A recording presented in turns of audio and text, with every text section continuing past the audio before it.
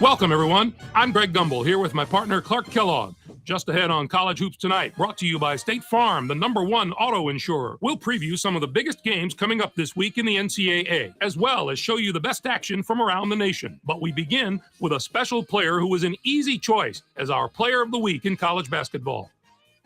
Mendoza is our choice this week, and he might be winning an even bigger award at the end of the year. There's a lot of talk about him as a player of the year candidate. He gave an absolutely superb performance, Clark. He just got hotter and hotter as the week went on. His opponents threw a number of different looks at him, but he handled it all.